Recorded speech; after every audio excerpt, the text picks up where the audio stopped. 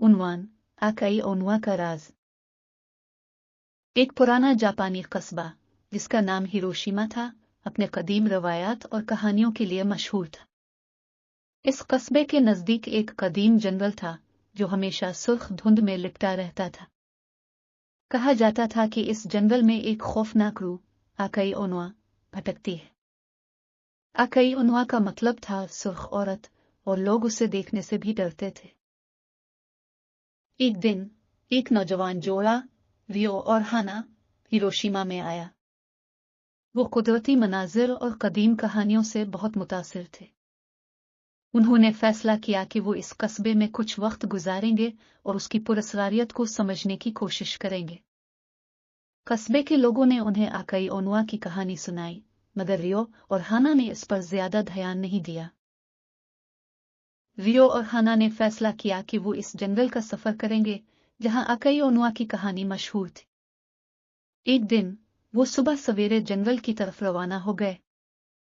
जंगल में दाखिल होते ही उन्होंने एक अजीब सी सर्दी महसूस की। दरख्तों के पत्तों पर सुर्ख रंग की बूंदें चमक रही थी जैसे कि खून के कतरे हों। जंगल के दरमियान पहुंचकर रियो और हाना ने एक पुराना टूटा फूटा मंदिर देखा। उन्होंने मंदिर के अंदर जाने का फैसला किया।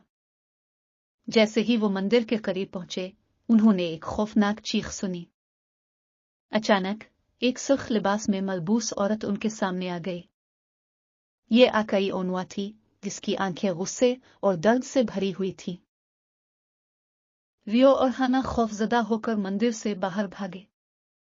रात को हाना को एक खौफनाक ख्वाब आया। इसने देखा कि आकाई ओनुआ इसके करीब आ रही है और कुछ कह रही है। हाना ने ख्वाब में महसूस किया कि आकाई ओनुआ उसे मदद के लिए बुला रही है।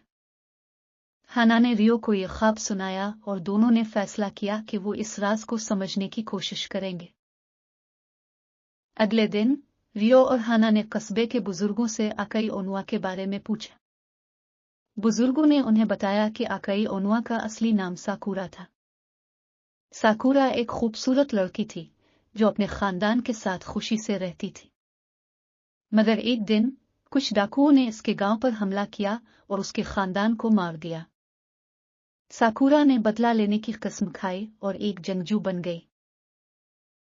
साकुरा ने डाकुओं का पीछा किया और उन्हें ई करके मारा, मगर उसके दिल में इंतकाम की आग भड़कती रही। आखिरी डाकू को मारने के बाद साकुरा ने अपनी तलवार के जरिए खुद को भी मार दिया। कहा जाता है कि इसकी रूह जंगल में कैद हो गई और वो आकाई ओनुआ बन गई। अब उसकी रूह इन लोगों से मदद तलब करती है जो उसकी कहानी सुनना चाहते हैं। रियो और हाना ने फैसला किया कि वो साकुरा की रूह को सुकून दिलाने की कोशिश करेंगे। उन्होंने बुजुर्गों से साकुरा की आखिरी रसूमात के बारे में पूछा। बुजुर्गों ने उन्हें कुछ दुआएं और रसूमात बताएं जो कि साकुरा की रूह को आजाद कर सकती थी। रियो और हाना ने जंगल का दोबारा सफर किया और साकुरा की कब्र का पता लगाया।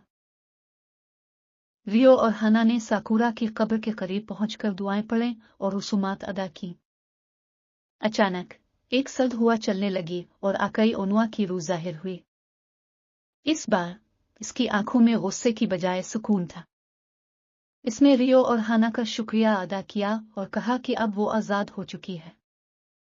इसने कहा कि इसकी रूह को सुकून मिल गया है और अब वो दुनिया से रुखसत हो सकती है।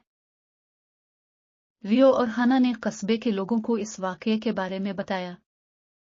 कस्बे के लोग बहुत खुश हुए और रियो और हाना की बहादुरी की तारीफ की। उन्होंने कहा कि आकाई ओनुआ का राज अब हल हो चुका है और अब कस्बा दोबारा खुशियों से भरपूर होगा। रियो और हाना ने कस्बे में कुछ वक्त गुजारा और फिर वापस अपने शहर लौट गए। ये कहानी हमें ये सबक देती है कि हमें अपने खौफ का सामना करना चाहिए और दूसरों की मदद करनी चाहिए, चाहे वो जिंदा हों या मर चुके हों। रियो और हाना की बहादुरी और मोहब्बत ने उन्हें एक मुश्किल काम को पूरा करने में मदद दी। हमें भी अपनी जिंदगी में मुश्किलात का सामना करना चाहिए और दूसरों की मदद करनी चाहिए।